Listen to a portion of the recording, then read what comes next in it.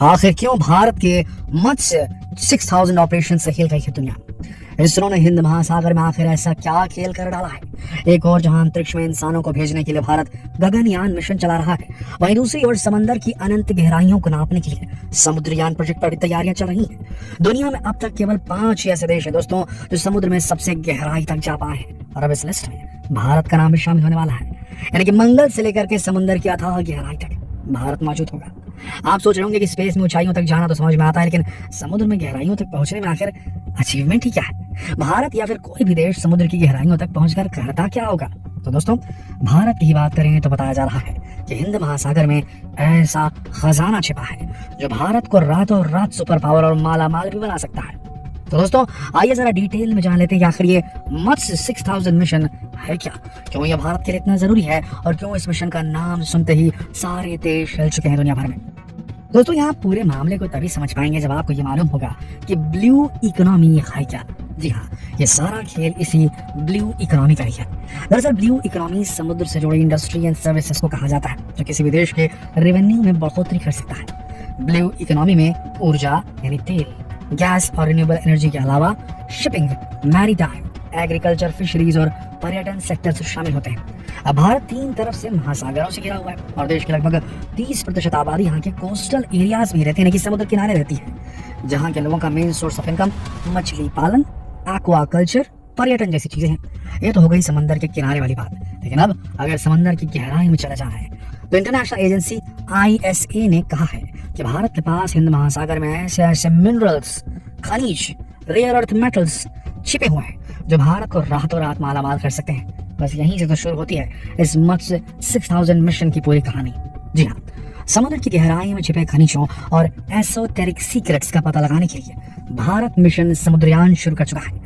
राष्ट्रीय महासागर प्रौद्योगिकी संस्थान चेन्नई ने इसके लिए स्पेशल पनडुब्बी डेवलप की है जिसका नाम दिया गया है मत्स्य 6000। जी हाँ, इससे 3 विशेषज्ञों की टीम समुद्र में 6000 मीटर गहरे पानी में उतरेगी, समंदर के बीचों बीच, और उनका मकसद होगा ब्लू इकोनॉमी के लिए मौके तलाश करना। पहले अगर बात इस सबमरीन की करें तो ये टाइटेनियम से बनी है, एक अत्याधुनिक पनडुब्बी जिसका करीब 60% से अधिक हिस्सा स्वदेशी है। जी हाँ, इसके ज्यादातर पार्ट्स भारत में ही बनाए गए हैं। इस पनडुब्बी का टोटल डायमीटर 2.1 मीटर है और एक मैन्ड सबमरीन है। इसे मत्स्य 6000 नाम इसलिए दिया गया क्योंकि इंसानों को 6000 मीटर की सामुद्रिक गहराई तक ले जा सकती है, जबकि आमतौर पर पनडुब्बियां सिर्फ 300 से 400 मीटर तक ही जा पाती है। आपको बता दें, ये प्रोजेक्ट 6000 करोड़ के डीप ओशन मिशन का एक हिस्सा है। इस पनडुब्बी को समुद्र के अंदर polymetallic magazine, nodule hydrate gas, hydrothermal sulphide और कोबाल्ट क्रस्ट जैसे रिसोर्सेस को ढूंढने के लिए भेजा जाएगा। बता दें कि ये चीजें समुद्र के अंदर 1000 से 5500 मीटर की गहराई में ही पाई जाती है। अब क्योंकि ये सबमरीन समंदर में इतनी गहराई तक जाएगा तो इसमें रडार, सिस्मिक इक्विपमेंट यानी कि अर्थक्वेक आने के झटकों को महसूस करने वाले इक्विपमेंट भी लगे होंगे। वहीं इस मत्स्य 6000 की पूरी यात्रा 12 कैमरों से रिकॉर्ड की जाएगी। इस पनडुब्बी को इस तरह से बनाया गया है जिससे 96 घंटे तक 6000 मीटर नीचे समुद्र की गहराई में रह सकती है। अब जहां तक बात इस मिशन की शुरुआत की है तो बता दें कि कहा तो यही जा रहा है कि साल 2023 के लास्ट तक 500 मीटर तक की गहराई में इसकी पहली टेस्टिंग की जाएगी। इसके बाद दिसंबर साल 2024 तक अपने सभी टेस्ट के लिए इसे तैयार कर लिया जाएगा। फिर 2026 तक इस मिशन के पूरा होने की उम्मीद है। बता दें कि इसे इसरो की मदद से डेवलप किया जा रहा है। वहीं आपको ये भी बता दें कि इस मिशन के अनाउंसमेंट से पहले वैज्ञानिकों ने बंगाल की खाड़ी में सागर निधि जहाज से 500 मीटर गहराई पर जाकर इसकी टेस्टिंग की थी। इसकी सफलता के बाद ही साल 2021 में इसे हरी झंडी मिली। पीएम मोदी जी ने भी साल 2021 के स्वतंत्रता दिवस पर इसका जिक्र किया था। आपको शायद मालूम ना हो कि अब तक 5 देश इस समुद्र में सबसे गहरे जा पाए हैं, और वो देश हैं अमेरिका, जापान, रूस, फ्रांस और चीन। अगर भारत का ये समुद्रयान मिशन सक्सेसफुल हो जाता है तो भारत भी इस एलीट क्लब में शामिल हो जाएगा, जो भारत के लिए खुद में एक बहुत बड़ी अचीवमेंट होगी। कहा जा रहा है कि अगर भारत इंडियन ओशन में मौजूद खजाने को ढूंढने में सक्सेसफुल हो जाता है तो ये देश की इकोनॉमी के लिए बूस्टर डोज साबित होगा। बता दें कि 22 जनवरी साल 2023 में डायमेंटिना ट्रेंच के तल पर चीन को बड़ी संख्या में लोहे और मैंगनीज के नोड्यूल्स मिले हैं। ये फिलहाल अभी सिर्फ उड़ी अफवाहें ही हैं। चीन ने यहाँ मिले खजानों को लेकर अभी तक राज खोला नहीं है। अब अगर भारत को भी इसकी ब्लू इकोनॉमी से ग्रोथ मिलने लगी तो ये चीन, अमेरिका जैसे देशों के लिए बहुत बड़ी टेंशन होने वाली होगी। आप इस ब्लू इकोनॉमी का अंदाजा इसी बात से लगा सकते हैं कि कंगाली की कगार पर जाते हमारे पड़ोसी देश पाकिस्तान की इकोनॉमी को लेकर जानकारों का कहना है कि पाकिस्तान ब्लू इकोनॉमी के जरिए 100 अरब डॉलर तक की इनकम पैदा कर सकता है, लेकिन मौजूदा समय में सिर्फ 1 अरब डॉलर की इनकम ही ले पा रहा है। वहीं अगर आपने गौर किया हो तो अब तक सिर्फ डेवलप्ड कंट्रीज ही हैं जिन्होंने इस समुद्रिक मिशन को पूरा किया है, लेकिन भारत विकासशील देशों में पहला ऐसा देश है जिसने गहरे समंदर में इस मिशन को अंजाम दिया है। बता दें कि साल 1960 में अमेरिकी नौसेना के लेफ्टिनेंट डॉन वॉल्श और स्विट्जरलैंड के इंजीनियर जैक्स पिकार्ड 10,000 मीटर गहरी मरियाना ट्रेंच में पहुंचे थे। फिर साल 1984 में जापान ने 10,000 मीटर से नीचे रिसर्च के लिए मानव रहित विमान भेजा था।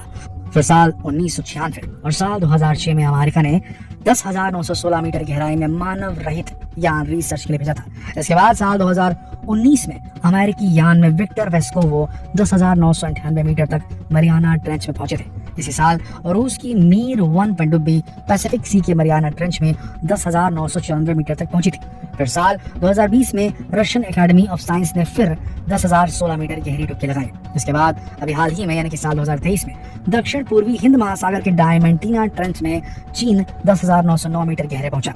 वैसे भी कहा जाता है कि जहां धरती के 70% हिस्से में पानी है और अभी तक गहरे सागर का 95% भाग खोजा नहीं गया है, एक्सप्लोर नहीं किया गया है, तो ऐसे में दुनिया के बड़े देशों की निगाहें अब इसी ओर ही टिकी हुई है।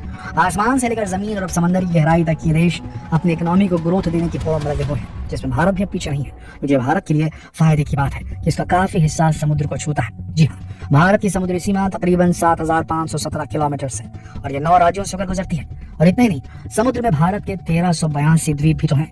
शायद इसीलिए भारत सरकार के न्यू इंडिया विजन में समुद्र पर बेस्ड कारोबार को बढ़ाने पर भी जोर दिया जा रहा है और भारत अब दुनिया के विकासशील देशों की तरह समुद्र की गहराई में भी अपने ग्रोथ के ऑप्शंस तलाश रहा है। तो दोस्तों, ये थी पूरी कहानी मत्स्य 6000 मिशन की।